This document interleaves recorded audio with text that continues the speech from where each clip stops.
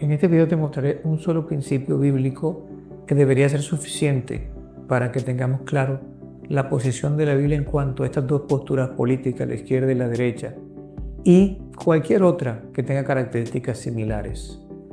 Posteriormente, si Dios lo permite, haré otro video donde ampliaré este concepto con otros principios y más adelante un tercer video donde me concentraré específicamente en la profecía bíblica, cómo la profecía predijo en el pasado ya una situación similar a la que estamos viendo en el presente, y también mostrar qué pasará si la iglesia sigue participando de estos asuntos políticos de forma enfática o de forma muy activa, más de lo necesario, según la postura bíblica. Espero que este video sea de tu ayuda, y si te parece útil y si te gusta, compártelo, y si no estás suscrito también hazlo de una vez. Antes de entrar en materia propiamente dicha, necesito hacer algunas aclaraciones. La primera de ellas es que sé que este es un tema sensible, porque grabarlo, la verdad es que acepto, porque no lo haría, la libertad que cada persona tiene de participar en los asuntos que considere, incluso en la política, por supuesto, y de ejercer su derecho civil, como es el voto, ¿verdad? Y no me preocupa que eso ocurra realmente. La razón por la que hago este video es porque es la iglesia la que hace algún tiempo comenzó a participar más activamente en la política, en el gobierno, y con una idea de que necesita hacerlo para poder hacer los cambios en la sociedad y en el mundo.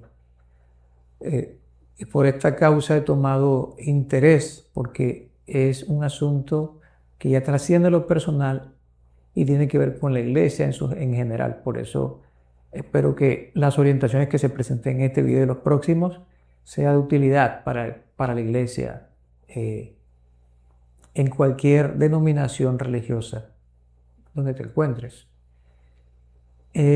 La segunda aclaración es que cuando aquí hablaré de la izquierda y de la extrema derecha, no la derecha clásica como tal, sino la extrema derecha, que corresponde más con el panorama que estamos viviendo ahorita en la región de Latinoamérica y en otras partes del mundo, estas dos posturas políticas. Solo coloqué derecha en el título porque era más corto y también posiblemente más general. Quiero aclarar que no estoy a favor de ninguna de estas dos posturas, desde el principio lo quiero decir. Y lo hago para que cuando veas este video no pienses que tengo un sesgo por alguna de las dos. No, solo quiero mostrarte lo que la Biblia enseña, y espero hacerlo de la forma más imparcial posible. De hecho, los colores que he usado en la presentación he tratado de que sean neutrales, colores pastel, ningún color que pueda relacionarse con algún partido o posición específica. Y lo más importante, espero no perder amistades con este video, sino ganarlas. Siéntete libre de expresar lo que pienses, y también siéntete libre de recibir o rechazar lo que estoy diciendo acá. Solo espero que abra un poco tu mente y tu corazón. Trate de colocar a un lado los prejuicios al principio para que puedas escuchar también con cierta libertad lo que te quiero decir y lo consideres, ¿ok? Así que, sin más que decir, ahora sí vamos al tema. Y quiero comenzar con una pregunta abierta. Como cristiano, ¿tú elegirías? Y pongo como cristiano porque este tema tiene que ver con los cristianos de forma obviamente principal, ¿verdad? Como cristiano, ¿tú elegirías, si eres mujer, elegirías para ti o para tu hija como esposo a un hombre que no respetara su libertad y su individualidad, o que consumiera drogas, por ejemplo? ¿Elegirías para ti o para tu hija esta persona? O si eres hombre, ¿elegirías para ti o para tu hijo como esposa a una mujer que pensara que tener hijos y atender el hogar es una forma de opresión o está a favor del aborto? Ahora, quiero ser claro en esto, ¿no? Algunas personas pueden creer estas cosas, y no estoy en contra de eso porque tienen la libertad de hacerlo, pero el cristianismo, de manera histórica, vamos a decirle así, o más bien de manera bíblica, tiene una postura muy definida en cuanto a esto. Así que por eso te pregunto como cristiano, ¿no? Si tú no eres cristiano y estás viendo este video, pues quiero que sepas que es una referencia a algo normal, pero no estoy cuestionando lo que crees, ¿ok? Así que elegirías para tu hijo o para ti una mujer que piense así. O si tienes hijos o niños a tu cargo, elegirías para ellos un colegio, una escuela donde se enseñe enfáticamente, sobre todo, que las personas con el mismo sexo biológico pueden casarse. Elegirías para tu pequeño una escuela que enseñe esto. Aquí tenemos 3 preguntas bastante personales y muy desafiantes realmente, ¿verdad? A nivel personal, por supuesto. Si somos cristianos, la respuesta debería ser clara para nosotros. Aunque en la actualidad hay unas corrientes de cristianismo que son un poco más abiertas con estas cosas, ¿verdad? Pero ¿tú lo harías? Es la pregunta. ¿Qué tiene que ver esto con nuestro tema? Bueno, vamos a avanzar para que nos demos cuenta. También tenemos que hablar un poco de por qué es importante hablar de si el cristiano o la relación del cristiano con la izquierda, con la derecha, con la política. Bueno, las razones son, las que voy a mencionar son unas pocas, pero espero que sean claras, ¿no? No están incluyendo estas 2 posturas políticas, izquierda y derecha, principalmente ultraderecha, que predominan en el presente. No están incluyendo los candidatos de estas posturas a Dios en sus discursos. Una forma interesante hoy en día, casi todos los candidatos presidenciales creen en Dios. Y no solo creen en Dios, incluso en los partidos internamente hablan mucho de Dios. En algunos lugares Dios es parte de la agenda, los asuntos de la iglesia, de los asuntos espirituales. Como por ejemplo en Estados Unidos en este año 2026, en julio, se va a rededicar a la nación, a Dios, ¿verdad? Y en muchos lugares, en estos 2 referentes, ahorita hablaremos un poquito más de esto, los candidatos y los presidentes hablan de Dios. ¿Por qué hacen esto? Bueno, la razón es porque las iglesias, el voto cristiano, el voto evangélico, como le llaman, el voto de los creyentes en cualquier denominación es una fuerza electoral decisiva. En algunos casos puede definir una contienda política. Por lo tanto, es de suponer que los candidatos presidenciales les interesa mucho el voto de los cristianos, ¿no? Así que por eso es necesario hablar de esto, porque cada día más la iglesia está participando activamente en la política y está tomando uno de estos 2 partidos. Ahorita vamos a ver cuál predominantemente y qué debe hacer. Y la tercera razón es porque realmente en la profecía bíblica se habla de la mezcla del pueblo de Dios con los gobiernos o con la política. Vamos a ver nuestro tercer video y, como dije ahorita al principio, la profecía va a decirnos cuál va a ser la consecuencia y también cuál es la solución a esta situación. Ahora sí, entremos a nuestro principio que vamos a usar como base para este estudio. Espero que sea bastante conciso. El principio del que voy a hablar en este video es que es necesario obedecer a Dios antes que a los hombres. Vamos a ver cómo se aplica a nuestro estudio en esta hora. Y primero miraremos especialmente Hechos capítulo 5. En la parte de abajo están los versículos que estaremos usando. Y dice así este texto: Entonces, levantándose el sumo sacerdote y todos los que estaban con él, esto es, la secta de los saduceos, se llenaron de celos y echaron mano a los apóstoles y los pusieron en la cárcel pública. Cuando los trajeron, los presentaron en el concilio y el sumo sacerdote les preguntó diciendo: ¿No os mandamos estrictamente que no enseñaseis en este nombre? Y ahora habéis llenado a Jerusalén de vuestra doctrina. Quiero aquí, antes de continuar, hacer algunos comentarios. Este es un pasaje, un relato conocido, el comienzo de la historia cristiana, de la historia de la iglesia cristiana, perdón. Y esta es una escena, algo que ocurre con los apóstoles, especialmente Pedro y Juan, que estaban predicando. Y entonces aquí comienza el relato, que estaban predicando y mucha gente, y haciendo milagros. De hecho, en el capítulo anterior lo dice, el capítulo 4 que veremos ahorita. Entonces, en ese contexto comienza este relato. Entonces levantándose el sumo sacerdote, un dirigente religioso, y todos los que estaban con él, esto es la secta de los saduceos, una secta religiosa, judíos, dice aquí que se llenaron de celos. Aquí aparece un elemento que quise resaltar y es el componente emocional, emotivo en esta escena, ¿verdad? Ellos se llenaron de celos, dice aquí. Y por causa de los celos con estos creyentes, lo que estaban haciendo, echaron mano a los apóstoles y los pusieron en la cárcel pública. Aquí hay otro elemento interesante, porque vemos que estos dirigentes religiosos hacen uso del poder civil para castigar y para encarcelar. Cárcel pública indica eso, encarcelar. La cárcel civil, digámoslo así, a los discípulos de Jesús, a los seguidores de Jesús.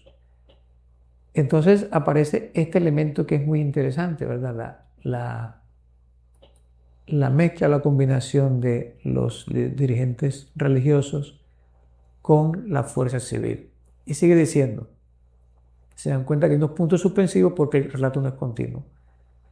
Cuando los trajeron, los presentaron en el concilio y el sumo sacerdote les preguntó diciendo, o sea, ya les habían dicho, no os mandamos estrictamente que no enseñasen en este nombre.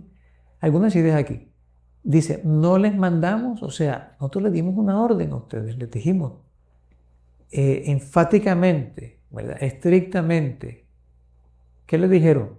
No enseñen en el nombre de Jesús. No enseñen en el nombre de Jesús.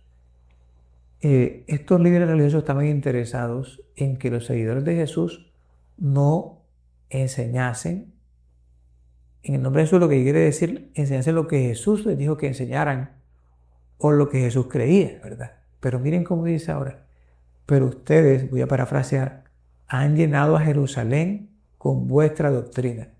¿Por qué esto es importante? ¿Qué estaban haciendo los discípulos de Jesús?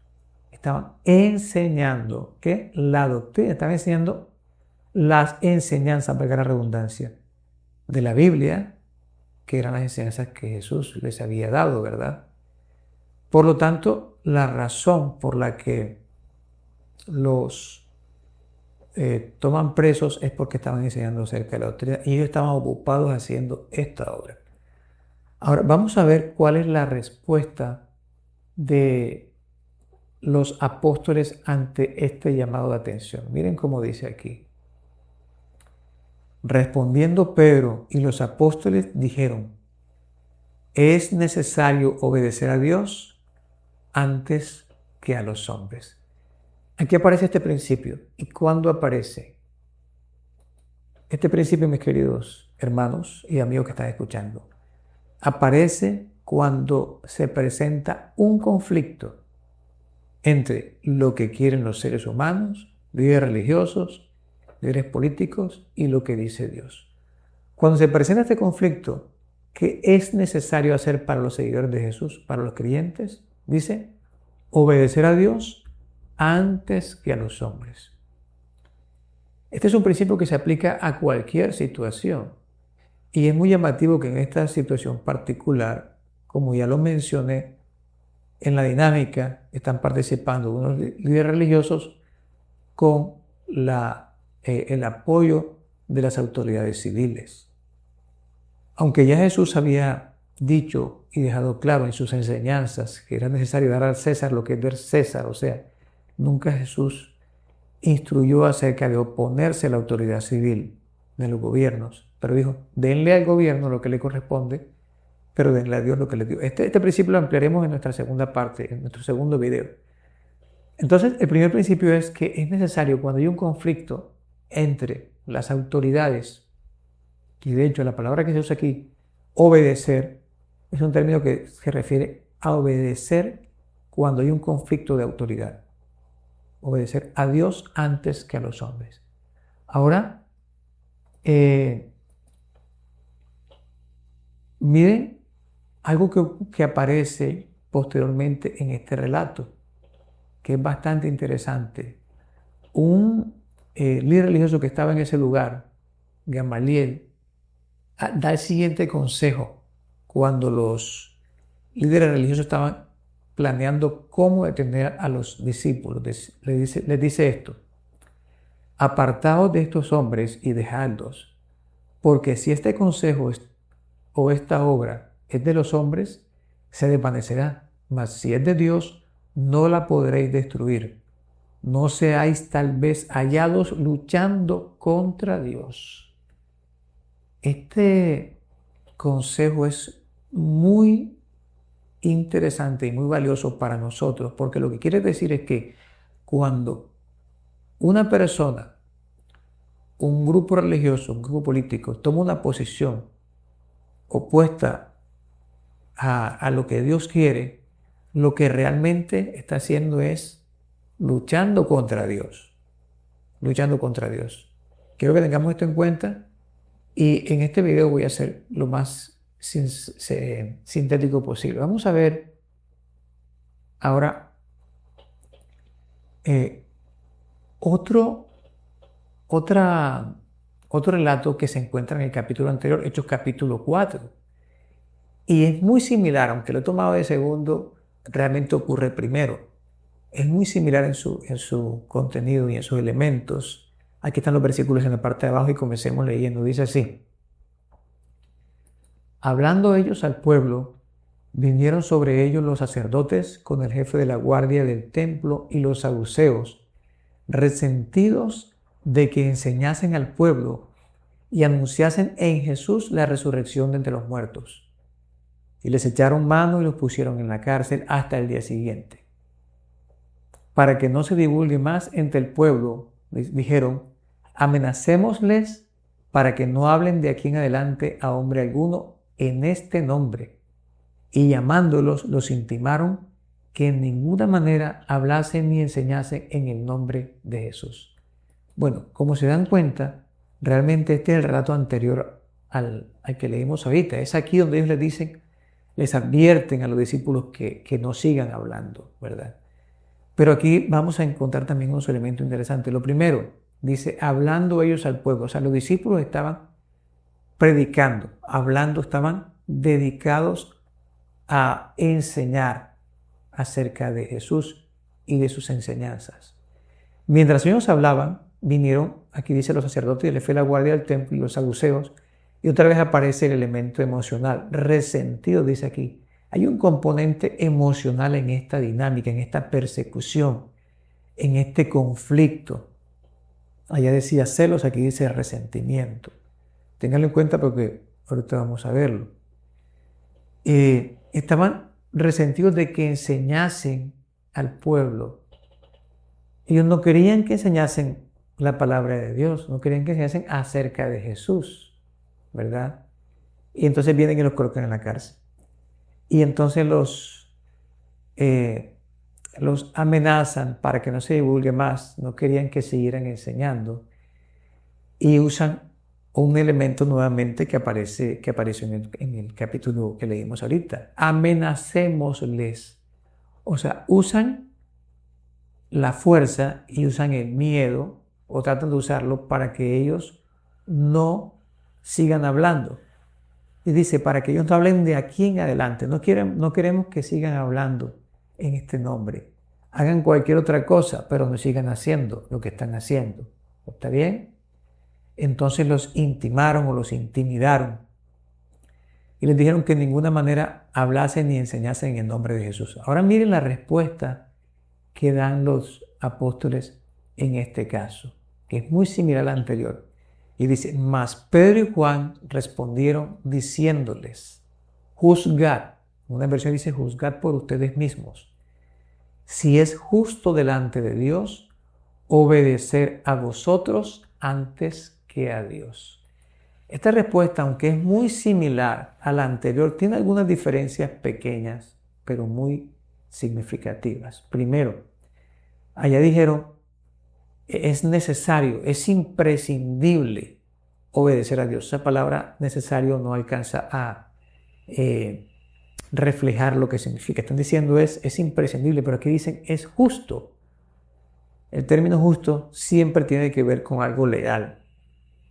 O sea, no es correcto delante de la ley de Dios hacer esto, no es correcto delante de la ley, porque la justicia siempre tiene que ver con la ley. Pero dice también delante de Dios. O sea, estos discípulos consideraban que lo que estaban haciendo lo estaban haciendo delante de Dios, y no es justo delante de su ley, delante de su palabra. Dice aquí, obedecerles a ustedes antes que a Dios. Y aquí yo he encerrado el término obedecer porque aquí en este versículo, en esta respuesta, el término griego utilizado es diferente, no es el mismo. Aquí es una palabra griega que aparece 437 veces en el Nuevo Testamento y siempre, es interesante, siempre tiene sentido de oír. Así que aquí debería decir mejor, juzguen por ustedes mismos si es justo delante de Dios escucharlos a ustedes antes que escuchar a Dios. Allá decía obedecer en cuanto a autoridad, aquí dice escucharlos. Así que en esta primera respuesta, los apóstoles están diciendo a ellos que ellos tienen la prioridad de escuchar a Dios. ¿Por qué esto es importante? Porque no es solo las acciones como la obediencia, sino que la obediencia es el producto de escuchar a Dios. Si escuchamos la voz de los seres humanos primero y no la de Dios, pues difícilmente vamos a obedecer a Dios. Vamos a obedecer a los seres humanos. Pero aquí está diciendo, necesitamos escuchar la voz de nuestro Dios, su palabra, la voz de Jesucristo. Tenemos que darle prioridades a la voz de Dios, no a la voz de los seres humanos, ¿verdad? Nuevamente, sobre lo que dijimos ahorita, cuando hay un conflicto entre lo que dicen los hombres y lo que quieren los seres humanos, sean líderes religiosos o líderes políticos, y lo que Dios dice y lo que dice la ley de Dios, debemos escuchar a Dios primero y obedecerle también primero. ¿Queda claro para ustedes esto? Me parece que sí, ¿verdad? Vamos a ver que en Hechos 5, después de este incidente, después que los apóstoles dicen esto, miren esto maravilloso que aparece. Y digo maravilloso para el pueblo de Dios. Para un creyente esto es algo maravilloso. Dice así, le dijeron como parte de su respuesta, los apóstoles y los discípulos a quienes los estaban interrogando y amenazando.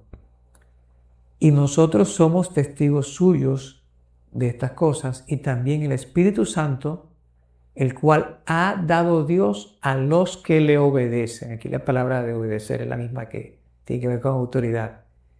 Así que lo que está diciendo aquí es que el Espíritu Santo solamente lo reciben los que hacen la voluntad de Dios, los que escuchan la voz de Dios y los que hacen la voluntad de Dios. No los que escuchan la voz de los hombres, líderes religiosos y líderes políticos, y hacen la voluntad de ellos. Incluso, y escuchen bien porque estos relatos son muy interesantes como el que viene a continuación, porque incluso aunque la vida esté en juego, ¿ok? El resultado, la confirmación de Dios es darnos el Espíritu Santo ante nuestra actitud de escuchar su voz y de obedecerlo. Ahora mira este relato que viene, que lo voy a mencionar de forma muy breve, porque también en el Antiguo Testamento aparece un relato similar, muy conocido también, Daniel capítulo 3, versículos 4 al 8, está esta historia, y dice así, y el pregonero anunciaba en alta voz, mándase a vosotros, oh pueblos, naciones y lenguas, que al oír el son de todo instrumento de música, nuevamente hay unos saltos para hacer muy concreto el relato, os postréis y adoréis la estatua de oro que el rey Nabucodonosor ha levantado, y cualquiera que no se postre y adore, inmediatamente será echado dentro de un horno de fuego ardiendo. Por lo cual todos los pueblos, naciones y lenguas se postraron y adoraron la estatua de oro. Por esto, en aquel tiempo, algunos varones caldeos vinieron y acusaron maliciosamente a los judíos. Miren que aquí hay unos elementos similares al relato anterior. Esta es la historia cuando el rey Nabucodonosor, rey de Babilonia, hace una gran estatua de oro y manda a que todas las personas lo adoren. Esta estatua que tengo aquí en mi camiseta, ¿la ven? Pero ya está de oro. Este es el sueño que él tuvo, aquí está en lo que él quiso hacer para convertir este sueño en lo que él quería. Y tenemos aquí a un rey político que era el rey Nabucodonosor, legislando sobre asuntos espirituales, asuntos religiosos. Él quería que adoraran a una estatua. Dirigente político, asuntos espirituales, mandando, o sea, a la fuerza, a través del miedo. Adoren, hagan algo en contra de lo que Dios quiere, de lo que Dios dice en su palabra, y si no lo hacen, van a ser muertos, van a ser echados en horno de fuego, usando el miedo para forzar, para obligar al pueblo de Dios a desobedecer a Dios, a ir en contra de la voluntad de Dios. Y dice aquí que todos los pueblos se postraron, pero hubo un grupo de cristianos, un grupo de creyentes que no lo hicieron. Y aquí aparecen nuevamente las emociones humanas, porque dice que algunos de los varones caldeos de Babilonia acusaron maliciosamente a los judíos, nuevamente sentimientos y emociones malas en contra de los del pueblo de Dios, ¿verdad? Esta historia, ahora vamos a ver cuál fue la respuesta de tus siervos o de los discípulos de Jesús en este caso. Miren cómo dice aquí. El rey primero los confronta y les pregunta, Mesac y Abednego, Sadrac, Mesac, se me voló un nombre ahí, Sadrac, Mesac y Abednego, ¿estáis dispuestos para que al oír el son de todo instrumento de música os postréis y adoréis la estatua que he hecho? Porque si no la adoráis, en la misma hora seréis echados en medio de un horno de fuego ardiendo. ¿Y qué Dios será aquel que os libre de mis manos? Sadrac, Mesac y Abednego respondieron al rey Nabucodonosor diciendo, ahora miremos la respuesta de estos creyentes. Miren cómo dice. No es necesario que te respondamos sobre este asunto, le dicen ellos al rey. ¿Se acuerdan allá? Es necesario, que dicen, no es necesario que te respondamos por este asunto. He aquí nuestro Dios, a quien servimos, puede librarnos del horno de fuego ardiendo, y de tu mano, oh rey, nos librará. Y si no quiere hacerlo, sepas, oh rey, que no serviremos a tus dioses, ni tampoco adoraremos la estatua que has levantado. Se dan cuenta, aquí aparecen los mismos elementos que vimos en los relatos anteriores, ¿verdad? El líder político en este caso queriendo imponer una práctica religiosa contraria a lo que Dios ha establecido, ¿verdad? En este caso era adorar imágenes, él quería obligarlos y usa el miedo, usa la fuerza y el miedo para obligarlos. Pero ellos ahora dicen lo mismo que dijeron los discípulos en Hechos. No es necesario, no es justo, es imprescindible que hagamos lo que Dios dice. Dicen aquí, el Dios, y aparece un elemento que allá está implícito, pero aquí está explícito. El Dios a quien servimos, ellos se consideraban siervos de Dios. Este elemento es muy importante, lo revisaremos en un momento. Y le dicen, Dios puede resolver, hacerse cargo de esta situación. Él puede hacerlo. Así que nuestra respuesta no está supeditada a la circunstancia, porque Dios puede resolverla. Ojo con esto. Y si no lo quiere hacer, pues no pasa nada. Nosotros vamos a hacer es lo que Dios dice, no lo que tú dices. Aunque te respetamos tu autoridad, en este caso, en este conflicto entre la autoridad tuya y la de Dios, elegimos lo que Dios dice. Así que se dan cuenta que tanto en el Antiguo como en el Nuevo Testamento aparecen este mismo principio. Y ahora quiero es ya para ir aterrizando este principio en la práctica, obedecer a Dios antes que los hombres, ¿cómo se aplica a cuál debe ser la posición de los creyentes en cuanto a estas dos posturas políticas, la izquierda y la ultraderecha, y cualquier otra que tenga características similares? Vamos a comparar lo que vimos en este principio con estas dos posturas. El primer elemento es que hay una mezcla de gobierno y religión. ¿Aparece esto también en estas dos posturas? Claro que sí. Como ya lo mencioné ahorita, tanto los candidatos como los partidos incluyen a Dios en su discurso y en sus políticas de gobierno, de hecho. Vamos a ampliarlo en el segundo punto ahorita.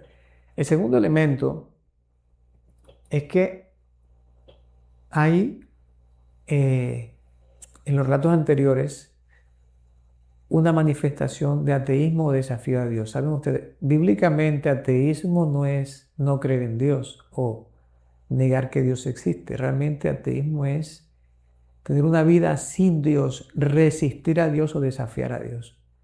Miren que el rey Nabucodonosor desafía a Dios. Él no era un irreligioso, un ateo. Él no es que no creía en dioses, él creía en dioses, sino que él quiere hacer algo en contra de Dios, quiere colocar su autoridad sobre la autoridad de Dios. Y en Romanos 1 también se nos dice que habiendo conocido a Dios, los ateos, los que no tienen a Dios, no le reconocieron como Dios. Ahora, ¿existe ateísmo en estas dos posturas políticas? Aquí voy a ser un poquito, necesito ser claro en este punto y en lo que viene, porque no quiero que haya ambigüedad. Lo hago con respeto, pero voy a referirme a hechos, no a ideas ni a suposiciones. Hechos tanto históricos en el pasado como en el presente. Para nadie es un secreto y no debería serlo, y el que no lo sabe debería investigarlo. Y he hablado con esto con algunas personas con las que he conversado sobre el punto. Y es que la base filosófica de la izquierda política es el ateísmo, el materialismo y el evolucionismo. Esa es la base filosófica principal. Y es de la cual derivan en las políticas, tanto sociales como de gobierno en términos generales, como se van a dar cuenta ahorita la relación de esta base atea y materialista con las posturas políticas, de hecho. Porque si no fuera así, si su base no fuera atea, si su base fuera bíblica, no apoyarían estas posturas, como vamos a verlo como ya dije, me estoy anticipando. Ok, en la ultraderecha, este desafío a Dios está solapado, está oculto, porque solo puede verse cuando se comienza a desarrollar. Afortunadamente, tenemos referentes para estas dos posturas. Tanto en la izquierda tenemos un referente histórico y también referentes en países con esta postura, que podemos comparar y analizar, así que no tenemos que especular. Y también tenemos referente con la ultraderecha. ¿Cuál es su postura real cuando ya vemos que se desarrolla su gobierno? ¿Ok? Y eso es lo que vamos a ver a continuación. Vamos a ver cómo se desarrolla.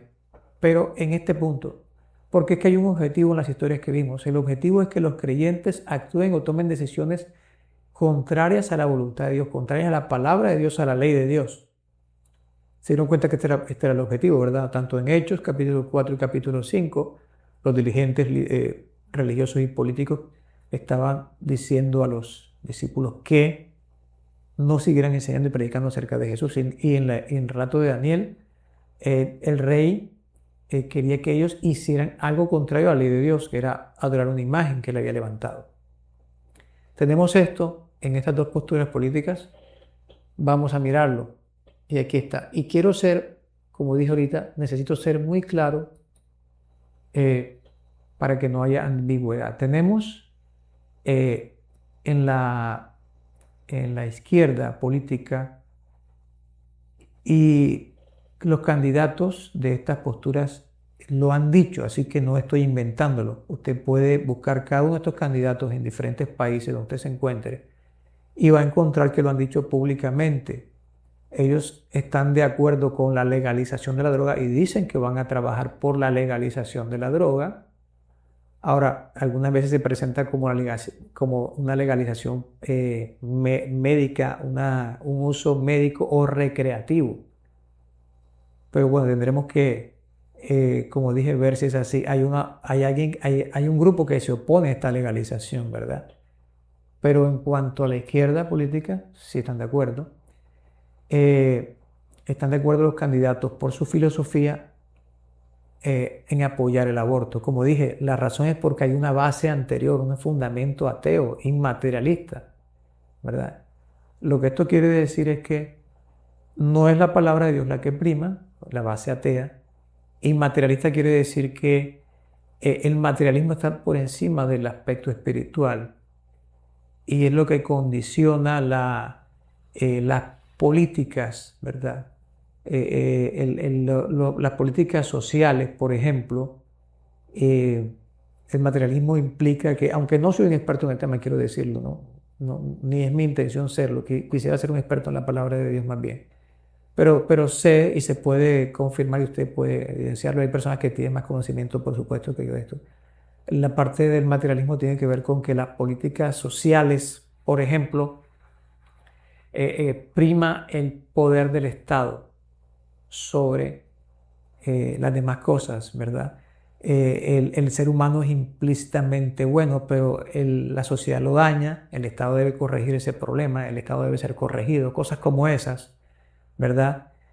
Aquí entra incluso el tema de la patria potestad, que aparece en el cuarto punto ahí, y usted puede verificarlo, los sistemas socialistas, de izquierda, socialistas y comunistas que hacen parte de esta filosofía.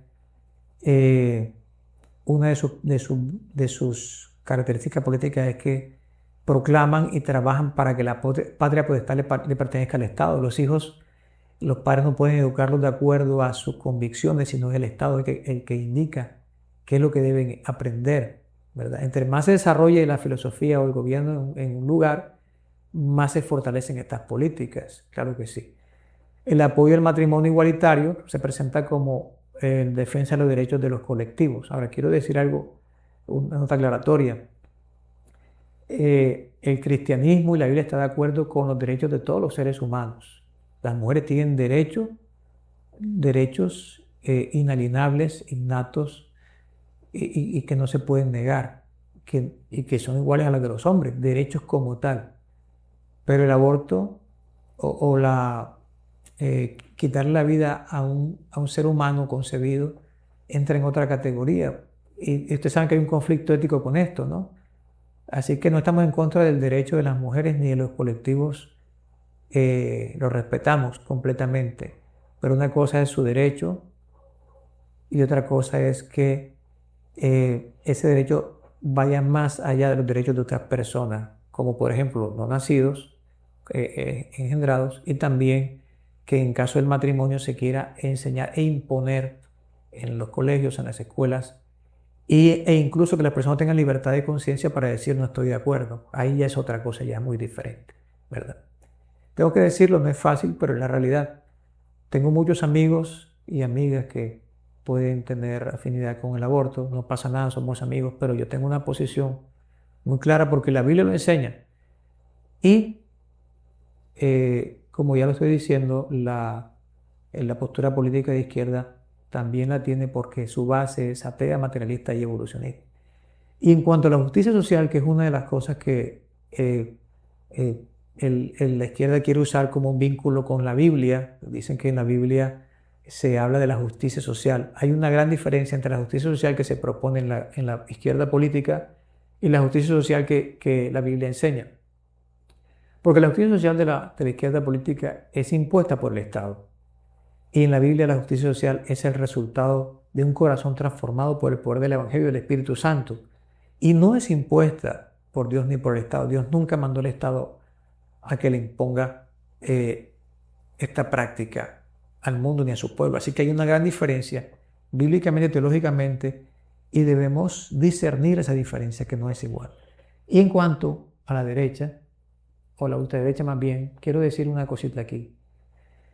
La primera es que tradicionalmente, históricamente, de un tiempo para acá, el cristianismo y las iglesias han desarrollado más afinidad por la derecha, porque la derecha se ha presentado como más conservadora con estos elementos que muestro aquí en la política de izquierda. Y la iglesia comenzó a acercarse a la derecha, no a la ultraderecha, porque vieron que políticamente estaba más afín con lo que la Biblia enseñaba, o sea, no al adoctrinamiento de género y estas cosas, no al aborto, no a la legalización de la droga. Y estos elementos hicieron que la iglesia pensara que era más afín. Y en ese sentido sí era más afín, por supuesto. Y han surgido muchos gurús y muchos profetas o pseudoprofetas diciendo que la iglesia debe movilizarse y debe apoyar a la derecha política para que la izquierda no imponga estas ideologías. Y esa dinámica comenzó a fortalecerse desde hace algunos años para acá, es algo relativamente nuevo. Pero con el emerger de la ultraderecha, la iglesia y como ultraderecha como única opción, entonces ya ese vínculo que se había creado comenzó a extenderse.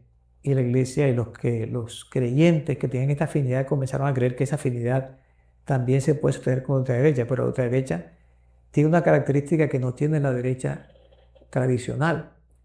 Y la voy a mencionar aquí, y podemos saberla por los gobiernos que se están desarrollando de ultraderecha en el mundo. Una característica es el uso ilegítimo del poder. Ahora, quiero decir algo aquí muy importante. Yo no estoy hablando aquí, cada una de estas corrientes políticas tiene cosas buenas, tiene propuestas buenas y tiene propuestas que podemos no estar de acuerdo. Aquí estoy hablando de las propuestas que se oponen a Dios, a la palabra, y se oponen a la ley de Dios. Así que no estoy refiriéndome a más nada. Algunas personas se enfocan, no, es que este candidato hizo esto o hace aquello. Yo no estoy hablando aquí de personas, estoy hablando de la base filosófica de estas posturas y la base de las acciones que son las que forman la base de las acciones, ¿verdad? ¿Qué cosas se oponen a Dios y a su ley? Entonces, en cuanto al uso ilegítimo del poder, para la supresión de las libertades, este accionar, esta forma de hacer las cosas se opone a la ley de Dios, porque la libertad de conciencia y la libertad del ser humano es el principio, el derecho más sagrado que tienen las personas.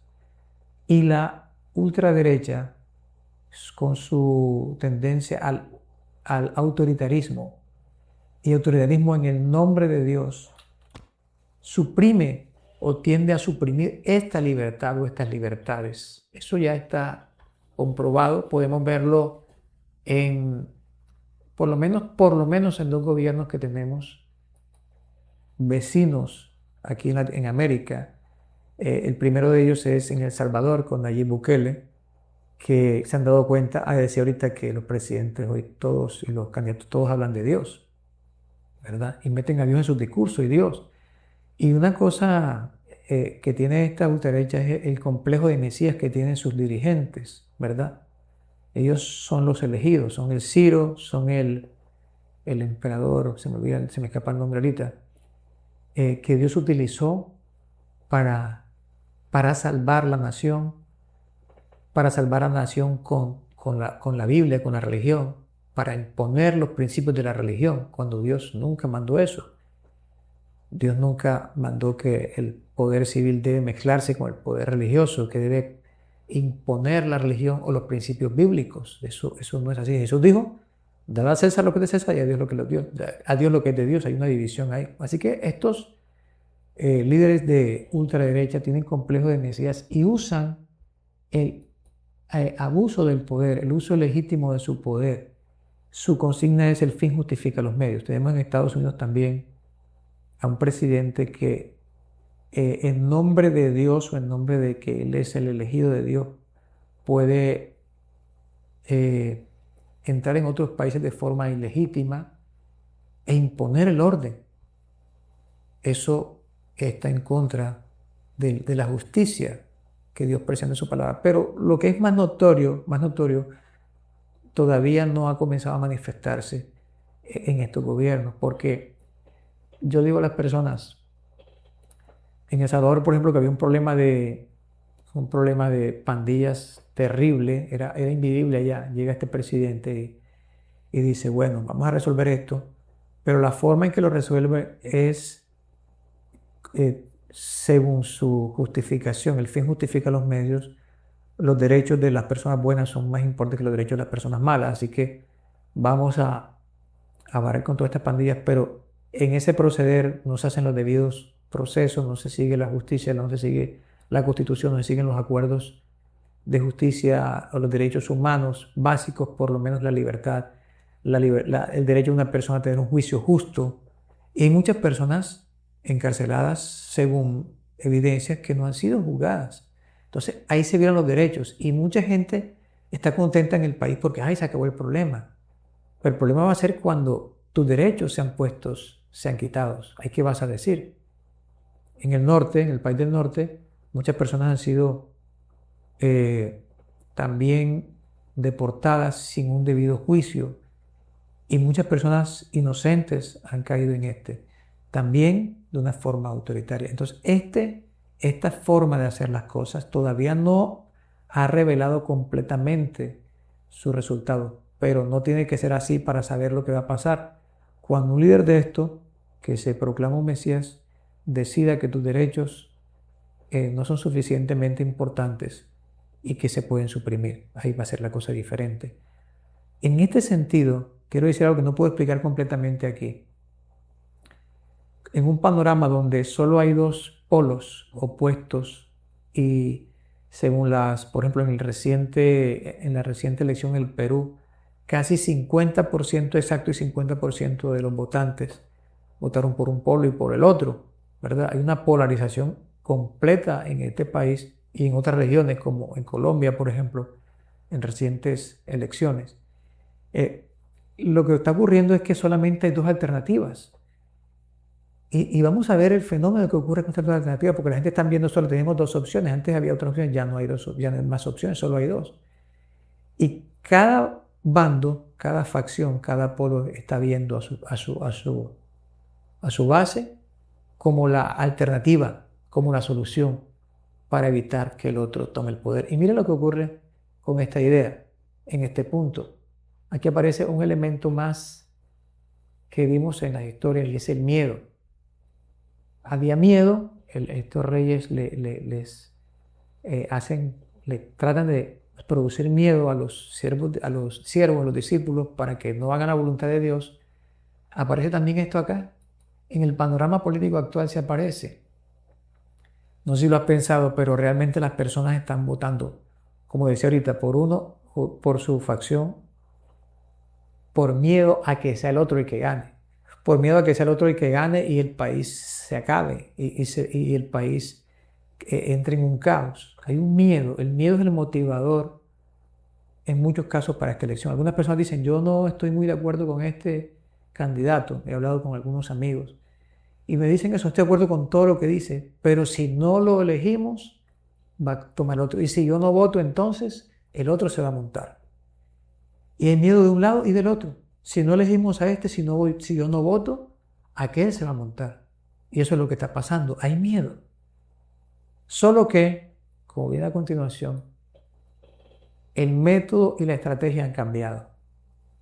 En el caso de las historias bíblicas, el método y la estrategia fue la fuerza, fue la amenaza, ¿verdad?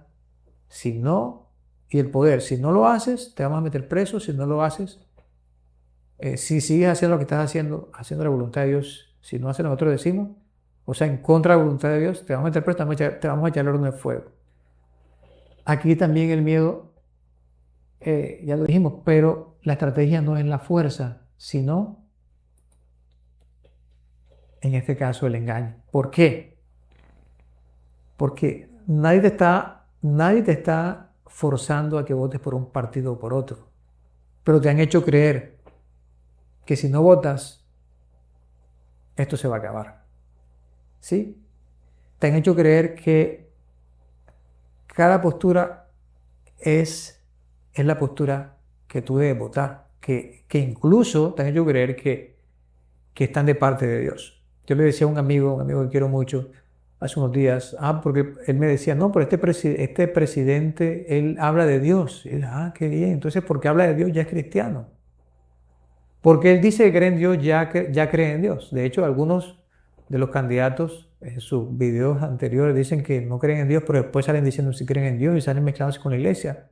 La iglesia, estoy con la iglesia, voy a apoyar a la iglesia. Incluso aquellos que en algunos países están mencionando a Dios y dicen, como en El Salvador, por ejemplo, lo que ocurrió en El Salvador es un milagro de Dios, dice el presidente, ¿verdad? Es un milagro. Haciendo creer al pueblo de Dios que a pesar de que tienen una base filosófica atea, evolucionista, materialista, que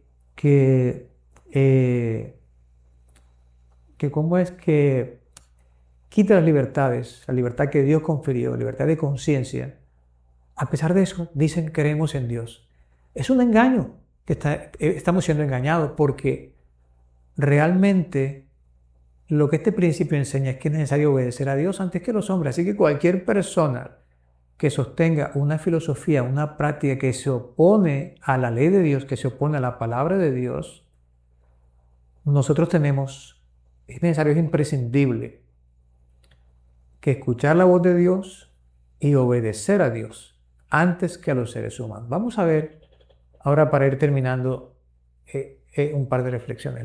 Bueno, aquí hay una reflexión que coloqué porque algunos creyentes dicen, pero es que este país es un estado laico y hay separación entre la iglesia y el Estado. El gobernante, el presidente no tiene que ser un cristiano devoto, no tiene que ser un cristiano practicante. Sí, es cierto, no tiene que serlo. Y es cierto que es un estado laico, pero quiero decirte algo, esto lo desarrollaré en el segundo video. Los gobernantes y los países tendrán que rendirle cuentas a Dios. Así que aunque sea un estado laico, aunque sea un presidente laico, él no tiene por qué ir en contra de la ley de Dios. Él tendrá que rendirle cuentas a Dios y tiene que saber lo que Dios le pide. Todo legislador tendrá que rendirle cuentas a Dios, pero ese es el problema de ellos. Nuestro problema es escuchar a Dios y hacer la voluntad de Dios. Vamos a ir terminando. ¿Cuál debe ser la actitud del creyente según este principio? Vamos a ver algunos puntos aquí. Primer punto, mi querido hermano, Dios puede resolver el problema que usted está viviendo, si Él quiere. O sea, el país donde usted vive está en problemas, se está cayendo a pedazos, si se monta este gobernante, esto va a ser un caos. Dios puede resolverlo si quiere, pero si no lo quiere, es necesario escuchar a Dios y obedecerle antes que a los hombres. O sea, es un asunto de fe. Las circunstancias no deben condicionar nuestra fidelidad a Dios. Eso es lo que nos muestran las historias que vimos en la Biblia, ¿verdad?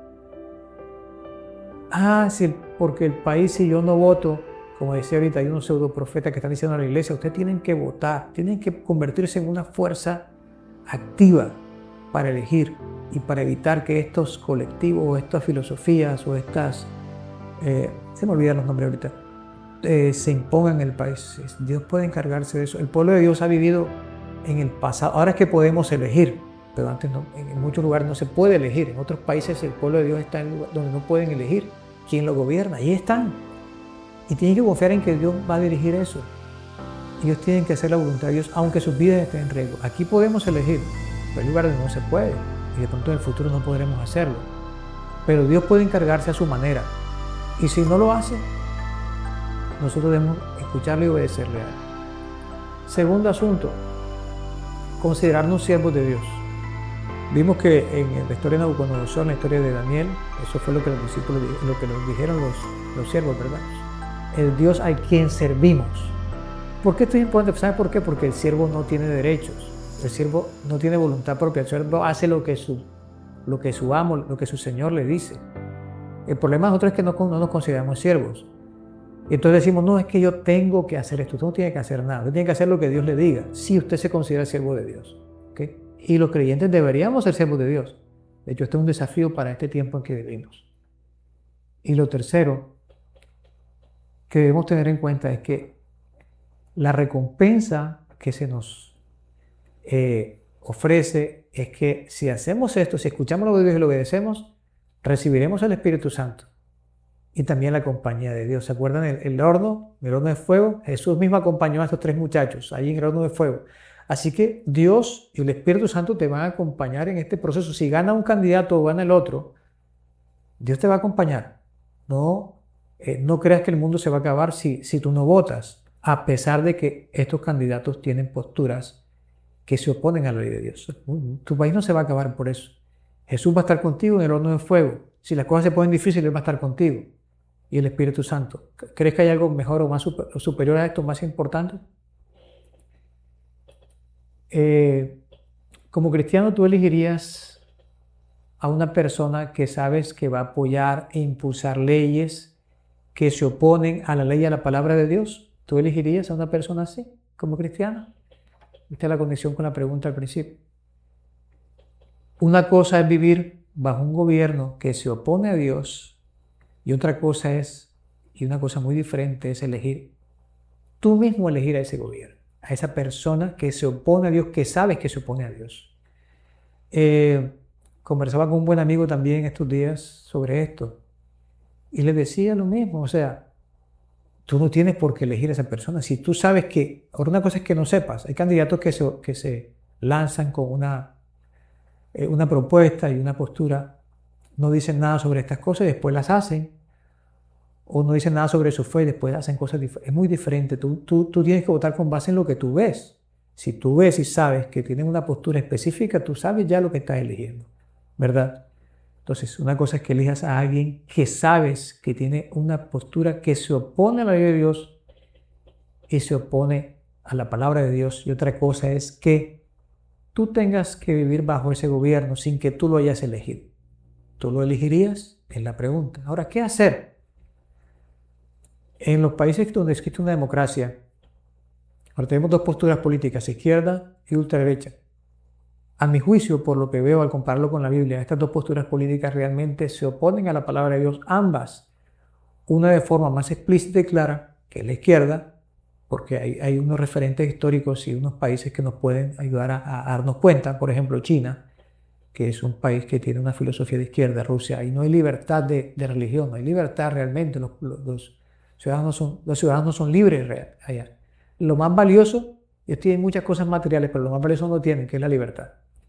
Y en los países de otros cortes, aunque no se llamen así, son también de esta naturaleza. Y los países que tienen cortes de ultraderecha, ya vemos que las libertades son suprimidas y la libertad de conciencia es más valiosa. Así que al final ambos polos no son convenientes para votarlo a un cristiano. ¿Qué hacer en este caso?